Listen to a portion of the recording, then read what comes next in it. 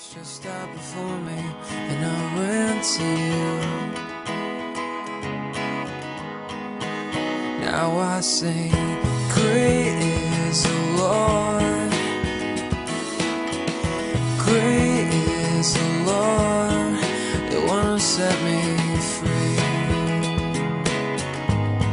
He's the King who rescued me.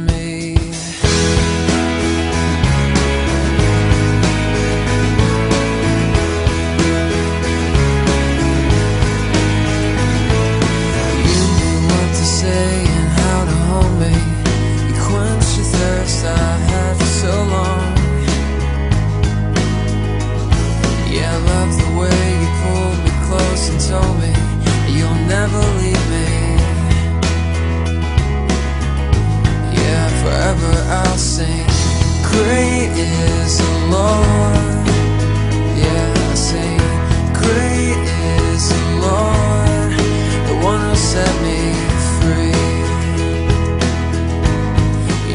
तो देखना, प्रवेश करना, उसका हकदार बनना तीन अनुभव है। इसके पहले भी मैंने पंजाब में कई जगह में इसके बारे में पढ़ाया है, लेकिन जल्दी इसको थोड़ा पढ़ाकर आगे बढ़ना है। मान लो ये मकान हंसा पैलेस, इधर में मीटिंग हो रहा है करके आपको मालूम हो गया। बटाला में आया तो ढूंढते ढूंढते उस रोड के पास आया तो आपको बटाला ये हंसा पैलेस दिखाई दिया। जब हंसा पैलेस दिखाई दिया तो आपके दिल के अंदर एक तसल्ली आया, देखो मैं हंसा पैलेस ढूंढ रहा था, अभी मेरे सामने है। फिर उसके बाद इधर आके इसके अंदर में प्रवेश कर दिया तो ये सब देख लिया। तब मालूम हो गया हंसा पैलेस में आया, उधर में बाथरूम है, टॉयलेट है, पीछे किचन है, हॉल है। तो देखना एक अनुभव, प्रवेश करने का एक अनुभव। तीसरा, आपको ये हंसा पैलेस अच्छा रहा, आपने सोचा इसको मैं अपना बनाना है, तो तब क्या करना पड़ेगा? देखना फ्री में हो गया, आकर प्रवेश करना भी फ्री में हो गया, लेकिन इसको अपना बनाना है तो क्या करना पड़ेगा? कीमत देना पड़ेगा। इधर का मैनेजर बोलता है 20 या 50 लाख रुपया रख लो तब इसको अपना ले लो, तो फिर क्या करना पड़ेगा? 50 लाख रुपया देना पड़ेगा। इसी मुताबिक जब एक व्यक्ति यीशु के पास आता है, तौबा करता है, तो परमेश्वर का राज्य का देखने का खुशी मिलता है। फिर पानी में बपतिस्मा लिया, पवित्र आत्मा पाया, तो परमेश्वर के राज्य में प्रवेश करने का खुशी मिलता है। लेकिन अपने जीवन का, शरीर का क्रियाओं को जय पाकर, शैतान के शक्तियों से जय पाने से परमेश्वर का राज्य का हकदार बनता है, वारिस बनता है। ऐसा परमेश्वर का राज्य का हकदार बनने वाला ही सियोन में या नया यरूशलेम में दुल्हन बनकर रहेंगे, बाकी दुल्हन नहीं बनेगा। ये लोग भी स्वर्ग में आएगा, ये लोग भी स्वर्ग में आएगा। प्रकाशित वाक्य 19 का 6 से 9 तक, प्रकाशित वाक्य 19 6 से 9 तक, रेवलेशन चैप्टर 19 वर्स 6 to 9। फिर मैंने बड़ी भीड़ का सा और बहुत जल का सा शब्द और गर्जनों का सा बड़ा शब्द सुना कि हालेलुया, इसलिए कि प्रभु हमारा परमेश्वर सर्वशक्तिमान राज्य करता है। आओ हम आनंदित और मगन हो और उसकी स्तुति करें, क्योंकि मेमने का ब्याह आ पहुंचा और उसकी पत्नी ने अपने आप को तैयार कर लिया है और उसको शुद्ध और चमकदार महीन मलमल पहनने का अधिकार दिया गया, क्योंकि उस महीन मलमल का अर्थ पवित्र लोगों के धर्म के काम है। और उसने मुझसे कहा, यह लिख कि धन्य वे हैं जो मेमने के ब्याह के भोज में बुलाए गए हैं। फिर उसने मुझसे कहा, ये वचन परमेश्वर के सत्य वचन है। इधर में स्वर्ग में एक बहुत बड़ा ऐलान हो रहा है, मेमने का विवाह आ पहुंचा है, पत्नी ने अपने आप को तैयार किया है। दूसरा, शादी का बोझ के लिए बुलाया हुआ लोग। इधर में हम दो ग्रुप देखते हैं, एक है शादी के लिए तैयार हुआ दुल्हन, दूसरा शादी का भोज के लिए बुलाया हुआ लोग। ये दोनों का तैयारी में बहुत फर्क है। मान लो आपको इस हंसा पैलेस में एक शादी है, आपको बुलाया है, आपका घर इधर से 2 किलोमीटर दूर है, शादी 10 बजे है, तो आमतौर पर आप कब तैयार होंगे? 8 बजे नहा धोकर तैयार हो जाएंगे 10 बजे तक इधर पहुंचने के लिए। लेकिन जिस लड़की का शादी होना है उनका तैयारी कब से शुरू होता है? जिस दिन मंगनी हुआ उस दिन से उनका तैयारी होता है। कपड़ा कैसा होगा, क्या होगा, पूरा तैयारी होता है। तो इसी मुताबिक परमेश्वर का राज्य में दुल्हन बनने वालों का तैयारी और है, परमेश्वर का राज्य को देखने वाला, प्रवेश करने वालों का तैयारी और है। भजन संहिता 45 का 13 और 14, Psalm 45, 13 and 14।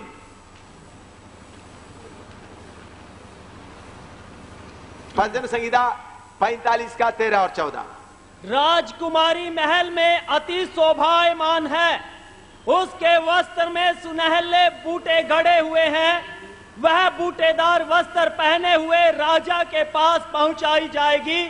जो कुमारियां उसकी सहेलियां हैं वे उसके पीछे पीछे चलती हुई तेरे पास पहुंचाई जाएंगी। इधर में राजकुमारी पूरा कपड़ा पहनकर, बूटेदार कपड़ा पहनकर शादी के लिए तैयार है। दूसरा, उनके पीछे चलने वाला कुमारियां। तो रानी का तैयारी और है, कुमारी का तैयारी और है। शादी का बोझ के लिए बुलाए हुआ लोगों को सिर्फ शादी का कपड़ा चाहिए। मत्ती 22 का 3 से लेकर पढ़िएगा 14 तक। मत्ती सुसमाचार 22वां अध्याय उसका 3 से पढ़िएगा। और उसने अपने दासों को भेजा कि नेवताहारियों 2 से पढ़िएगा, 2 से पढ़िएगा तब। स्वर्ग का राज्य उस राजा के समान है जिसने अपने पुत्र का ब्याह किया, और उसने अपने दासों को भेजा कि नेवताहारियों को ब्याह के भोज में बुलाएं, परंतु उन्होंने आना न चाहा। फिर उसने और दासों को यह कहकर भेजा कि नेवताहारियों से कहो, देखो मैं भोज तैयार कर चुका हूं और मेरे बैल और पले हुए पशु मारे गए हैं और सब कुछ तैयार है, ब्याह के भोज में आओ। परंतु वे बेपरवाही करके चल दिए और अपने खेत को, कोई अपने व्यापार को, औरों ने जो बच रहे थे उसके दासों को पकड़कर उनका अनादर किया और मार डाला। राजा ने क्रोध किया और अपनी सेना भेजकर उन हत्यारों को नाश किया और उनके नगर को फूंक दिया। तब उसने अपने दासों से कहा, ब्याह का भोज तो तैयार है, परंतु नेवताहारी योग्य नहीं ठहरे। इसलिए चौराहों में जाओ और जितने लोग तुम्हें मिले सबको ब्याह के भोज में बुला लाओ। सो उन दासों ने सड़कों पर जाकर क्या बुरे क्या भले जितने मिले सबको इकट्ठे किया और ब्याह का घर जेवनहारों से भर गया। जब राजा जेवनहारों को के देखने को भीतर आया तो उसने वहां एक मनुष्य को देखा जो ब्याह का वस्त्र नहीं पहने था। उसने उससे पूछा, हे मित्र, तू ब्याह का वस्त्र पहने बिना यहाँ क्यों आया? उसका मुंह बंद हो गया। तब राजा ने सेवकों से कहा, इसके हाथ पांव बांधकर उसे बाहर अंधियारे में डाल दो, वहां रोना और दांत पीसना होगा, क्योंकि बुलाए हुए तो बहुत हैं परंतु चुने हुए थोड़े हैं। इधर में प्रभु यीशु मसीह खुद शादी के बारे में बता रहे हैं। परमेश्वर का राज्य को एक शादी के को मिसाल के तौर पर लेते हुए बता रहे हैं। शादी का बोझ के लिए बुलाया गया है, कुमारी के बारे में नहीं। तो शादी का बोझ के लिए बुलाए हुए लोग तैयार नहीं हुआ तो रास्ते इधर उधर से लोगों को बुलाया। देखा तो एक आदमी शादी का वस्त्र के बिना पहुंच गया है। उन दिनों में, आजकल भी बहुत बड़े बड़े पैसे वाले ऐसा करता है, कहीं भी कोई शादी होता है तो गेस्ट के लिए उनका हॉनर या उनका पैसा का ताकत दिखाने के लिए गेस्ट लोगों के लिए शादी के लिए स्पेशल यूनिफॉर्म का जैसा कपड़ा दिया जाता है। वो बड़ा मलमल, बड़ा आजकल कुछ लोग बारातियों के लिए देता है, ताकि सब एक जैसा कीमती कपड़ा पहन के जाएं। इधर में पुराना समय में अभी भी कुछ राजा लोग ऐसा करता है, शादी के लिए स्पेशल कपड़ा उन लोग ही सप्लाई करेगा। उसके लिए क्या करना पड़ता है, पहले आना पड़ता है और अपना नाम दर्ज लिखना पड़ता है, फिर उनके लिए तैयार किया कपड़ा नहा धोकर पहनकर इत्र वगैरह लगाकर अंदर जाना पड़ता है। उसी बात को लेकर यीशु कह रहा है, सबने शादी का कपड़ा पहना लेकिन एक आदमी शादी का कपड़ा नहीं पहना, तो उनको उधर से निकाल दिया। यह परमेश्वर के राज्य के बारे में बताया है। तो परमेश्वर के राज्य में शादी का कपड़े के तौर पर कौन सा कपड़ा है? यशायाह 61 का 10 पढ़िएगा। यशायाह 61:10, यशायाह 61 का 10। मैं यहोवा के कारण अति आनंदित होऊंगा, मेरा प्राण परमेश्वर के कारण मगन रहेगा, क्योंकि उसने मुझे उद्धार के वस्त्र पहनाए। उद्धार का वस्त्र। तो शादी के लिए कौन सा चाहिए? उद्धार का वस्त्र। लेकिन दुल्हन बनने के लिए चमकता हुआ बूटेदार कपड़ा पहनना है। ऐसा ही लोग ही क्या हो जाएंगे? दुल्हन बनेंगे। ये बूटेदार कपड़ा के बारे में बताते समय में लोविस इधर आ जाना। लोविस कम अप हियर।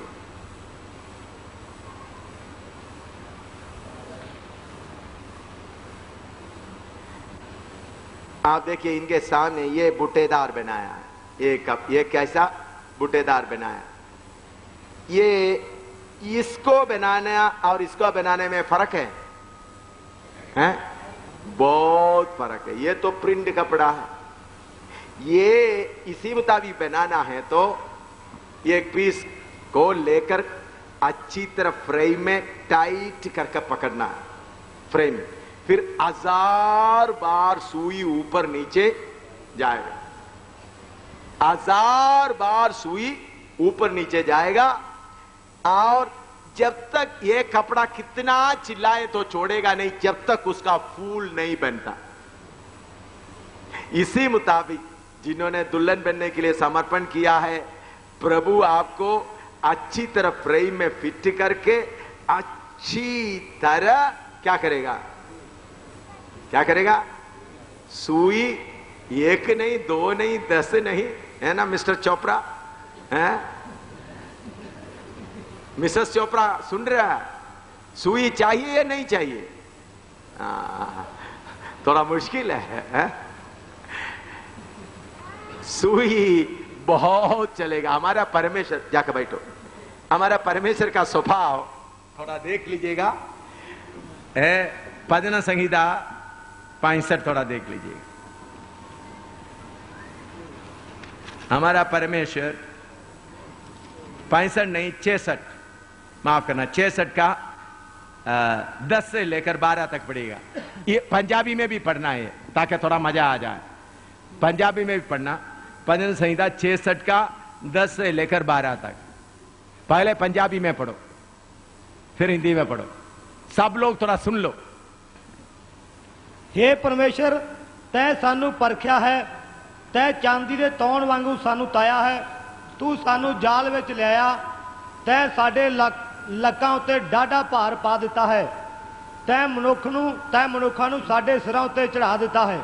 असीं अग अर पानी दे विचों दी लंघे, पर तैं सानू भरियां थावां विच पहुंचा दिता। हाँ, क्योंकि हे परमेश्वर, तूने हमको जांचा। 66 साम 66 10 से 66 10 to 12। भजन संहिता 66 10 से 12। अच्छी तरह सुन ले। हाँ, क्योंकि हे परमेश्वर, तूने हमको जांचा, तूने हमें चांदी की नाई ताया था, हाँ, तूने हमको जाल में फंसाया। हाँ, सुनिए, चुड़ाने वाला परमेश्वर क्या किया? सब बोलो। जाल में फंसाया। बोलो। जाल में फंसाया। हमारा परमेश्वर छुड़ाने वाला भी है, जाल में फंसाना वाला भी है। हालेलुया। ये शायद नया सुन रहे होंगे। मूसा को कैसा फंसाया मैं आपको बताना चाहता हूं। मूसा बड़ा अच्छा राजा की तरह बनने वाला था, उधर में एक मिस्री को डाल मार दिया, भाग गया मिद्यानियों में। उधर में जाकर उधर भी प्रभु ने फंसा दिया, यित्रो का बेटी को शादी कर दिया, बच्चे भी हो गए। अभी मुड़कर मिस्र में नहीं आ सकता, राजा डंडा लेकर मारने के लिए इंतजारी में है। मिद्यान से अपना ससुर से भागकर नहीं जा सकता, उनका प्यार करने वाला एक पत्नी और 2 बच्चे हैं उधर। दोनों तरफ में फंसा कर 40 साल रखा, ना मिस्र में वापस जा सकता है, ना मिद्यान से भाग भी सकता है। ऐसा फंसा कर रखकर 40 साल रखकर बकरी को भेड़ बकरी को चरा चरा कर सारे खुदी का जूस निकाल दिया, फिर इस्तेमाल किया।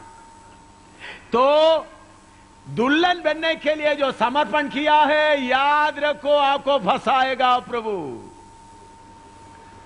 अगर दुल्हन बनने के लिए समर्पण नहीं किया तो आराम से बच जाएंगे। अभी बेटी का बूटेदार कपड़ा दे दिया, वो किसके लिए है? प्रभु मैं तेरा दुल्हन बनना चाहता हूं, प्रभु मैं समर्पण करता हूं। ये ऐसा सच्चे सीधे दिल से बोल दिया तो स्वर्ग में रिकॉर्ड हो जाता है। हाँ जी, फंसाने के लिए और एक व्यक्ति आगे आया है। किसके लिए आया है? फंसाने के लिए एक व्यक्ति। प्रभु फंसा दिया। क्या किया? जाल में फंसाया और हमारी कटी पर भारी बोझ बांधा था। देखो फंसाया सिर्फ नहीं, अपना क्रूस भी उठाना, उसके साथ 10 टन बोझ और, ताकि कहीं भागकर ना जा। है आओ बोझ से दबे हुए, थके हुए बोझ से दबे हुए लोगों, आओ मैं आराम कर दूंगा। और ये वचन दोनों में कैसा मेल हो जाता है बोले जी।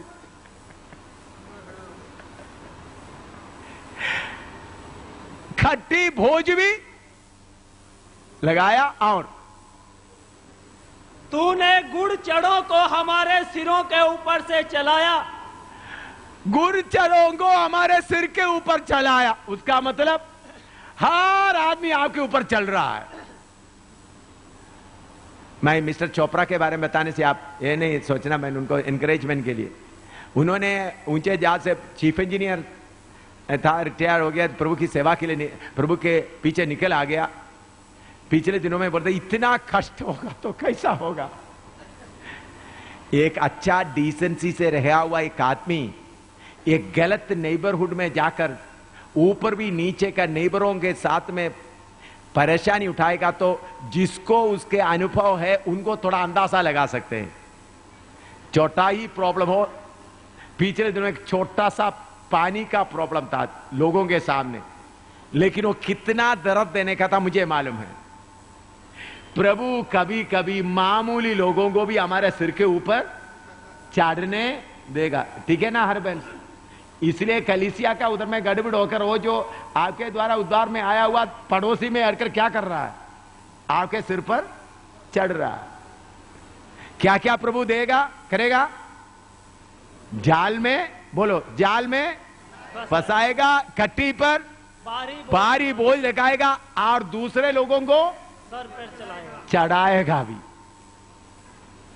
और एक बार बोलो, जाल में, जोर से बोलो, जाल में फंसाएगा और कट्टी पर भारी बोझ बांधेगा और घुड़चड़ों को सर पर और आम लोगों को सिर पर चढ़ने देगा।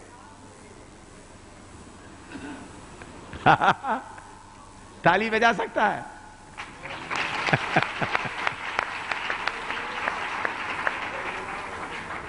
तो और आगे हम आग और जल में होकर गए। आग और जल, कभी इतना गर्म कभी इतना ठंडा। आग और जल के बीच में। हाँ, परंतु तूने हमको उबार के सुख से भर दिया है। परंतु आपने हमको दुल्हन बना दिया है, उबार कर सुख से। मेरे प्यारो, इस पवित्र स्थान को आपका हकदार बन, पवित्र स्थान का हकदार बनना है तो कीमत देना पड़ेगा। कीमत देने के बिना ये कार्य कभी नहीं होगा। आपने बोल दिया, प्रभु आप मेरा कुमार है, मैं मिट्टी हूं, आप मुझे बनाओ। प्रभु बनाना शुरू कर दिया। आपका बेटों के ऊपर बहुत प्यार है। प्रभु उधर थोड़ा सा अंगुली घुमा, प्रभु नहीं नहीं नहीं नहीं, यीशु के नाम से शैतान दूर हो जा। 21 दिन का भूख हड़ताल, 40 दिन का भूख हड़ताल। भूख हड़ताल करने के बाद भी शैतान को ढांडेगा जाओ, तो प्रभु क्या बोलेगा? ठीक है, तूने मुझे पहचाना नहीं, मैं शैतान नहीं, मैं पवित्र आत्मा हूं। तुम ढांडने से मैं जाने वाला नहीं, तुमको ठीक करके ही जाऊंगा, क्योंकि मैंने तुमको फंसाया है। Hallelujah, hallelujah. यह है प्रभु का काम। ये काम तो अभी आप कुछ लोग बोले, कुछ लोग थोड़ा सा दुखी हो गए, ऐसा भी होते तो मसीह जीवन नहीं जाता। आपको मालूम है, प्रभु के रास्ते से दौड़ने के लिए, दूर हटने के लिए दाऊद तैयार हो गया। थोड़ा सा बचने के लिए कोशिश किया, फिर लिखा भजन संहिता 139, भजन संहिता 129 39। दाऊद क्या लिखता है, पढ़िएगा 39 उसका 5 से लेकर 10 तक पढ़िएगा। हिंदी में इस तरह पढ़िएगा। तूने मुझे आगे पीछे घेर रखा है। तूने मुझे आगे पीछे क्या कर दिया है? घेर कर जाल में फंसा दिया। ना आगे जा सकते हैं ना पीछे जा सकता है। हाँ। और अपना हाथ मुझ पर रखे रहता है। मेरा हाथ, उसका मतलब मेरा गर्दन पकड़े रहा है। हाँ। यह ज्ञान मेरे लिए बहुत कठिन है। हाँ, मैं कठिन है ये। हाँ। यह गंभीर और मेरी समझ से बाहर है। हाँ। मैं तेरे आत्मा से भागकर किधर जाऊं? मैं तेरी आत्मा से भागकर कहां जाऊं? वह तेरे सामने से किधर भागूं? किधर भागो? यदि मैं आकाश पर चढ़ूं तो तू वहां है। आकाश में चलेगा तो उधर से पकड़ के इधर ले आएगा। हाँ। यदि मैं अपना बिछौना अधोलोक में बिछाऊं तो वहां भी तू है। और अधोलोक में जाएगा, उधर से भी खींचकर लाएगा। हाँ। यदि मैं भोर की किरणों पर चढ़कर समुद्र के पार जा बसूं, मैं समुद्र के पार जाकर बसूं, तो वहां भी तू अपने हाथ से मेरी अगुवाई करेगा। हाथ से, हिंदी में अगुवाई लिखा, असली भाषा में आग से मुझे खींचकर, हाथ से मुझे क्या करेगा? खींचकर लाएगा। हाँ। और अपने दाहिने हाथ से मुझे पकड़े रहेगा। हाँ, हालेलुया। परमेश्वर के लिए समर्पण किया हुआ दुल्हन, आप समर्पण करने के पहले प्रभु कुछ नहीं करेगा। समर्पण किया हुआ तो रगड़पट्टी शुरू हो जाएगा, जाल में फंसाएगा। हैं? ठीक है ना गौरव? अच्छा है, समर्पण मत करो, बच सकता। लेकिन समर्पण करेगा तो क्या हो जाएगा? कुछ लोग सोचे समर्पण कर दिया तो सब सोना सोना हो जाएगा, सब अच्छा अच्छा हो जाएगा, सब हालेलुया हो जाएगा। भाई, आपका सारे जूस निकालने का प्रोग्राम है, क्या है? लेकिन तभी दुल्हन बनेगा। हालेलुया। हमको राजा बनाने के लिए। अब मैं जल्दी बताना चाहता हूं, देखिए यह है पवित्र लोगों का स्थान, क्योंकि समय कम होने के कारण मैं जल्दी बता के जाना चाहता हूं। इधर में 48 तख्त रखे हैं, फट्टे 12 गुणा 4 48। ये है पवित्र लोग।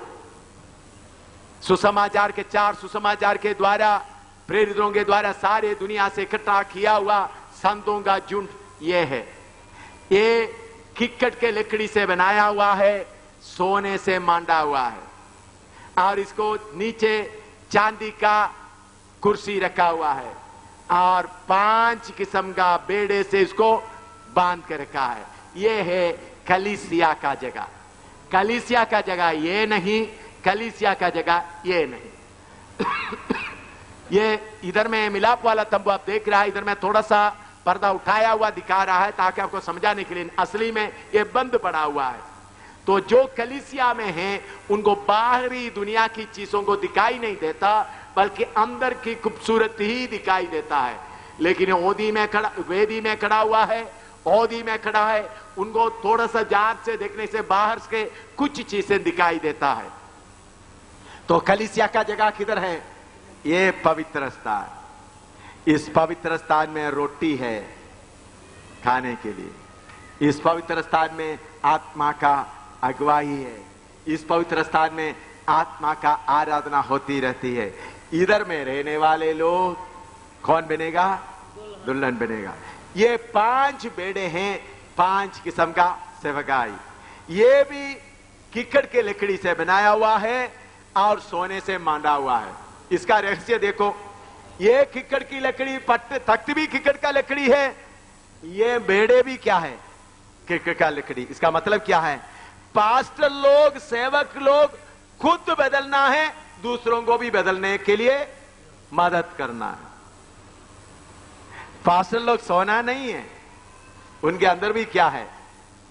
किक्कड़ की लकड़ी है, मनुष्य का स्वभाव है। तो पास्टर लोग पूरा पवित्र नहीं है, खुद बदलना है, दूसरों को भी बदलने का काम।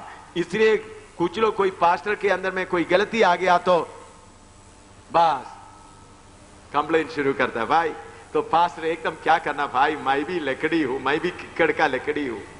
किक्कड़ का लकड़ी कैसा है? कांडों से भरा हुआ है, काला रंग का है। हमारा पुराना स्वभाव वही था, शरीर की इच्छाओं में, मैं दुनिया की इच्छाओं में पड़ा हुआ था। रोज पर रोज हम बदलते जा रहा है।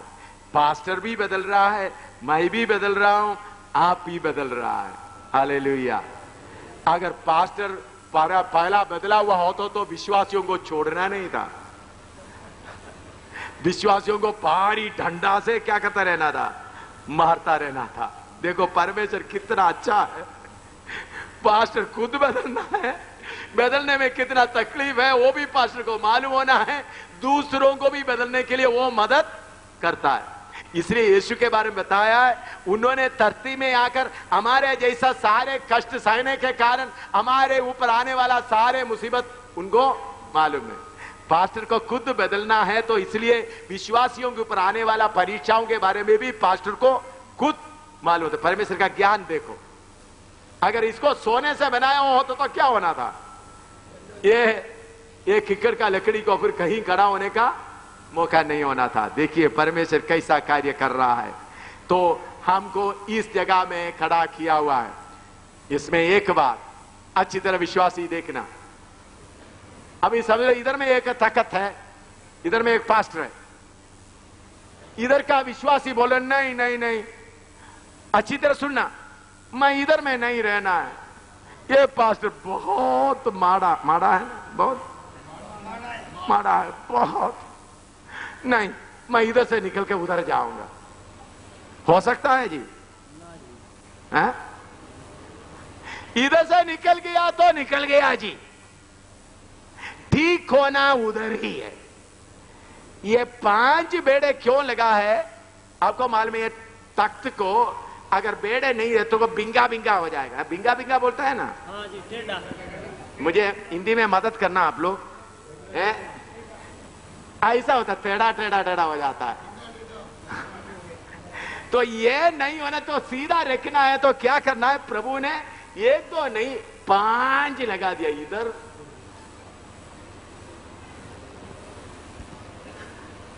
इधर भी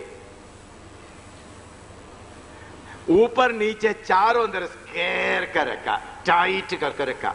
कुछ विश्वासियों को ऐसा पकड़ के रखते समय में चिल्लाता है, नहीं नहीं नहीं नहीं नहीं भाई, तुम्हारा टेढ़ापन दूर करना तो अच्छी तरह कस के रखने से ही तुम्हारा टेढ़ापन दूर होगा, नहीं तो तुम्हारा टेढ़ापन दूर नहीं होगा। कुछ विश्वासी होते नहीं, मैं इधर से भाग जाऊंगा। किधर भागेगा जी? हैं? तो अच्छा है उधर ही रहो,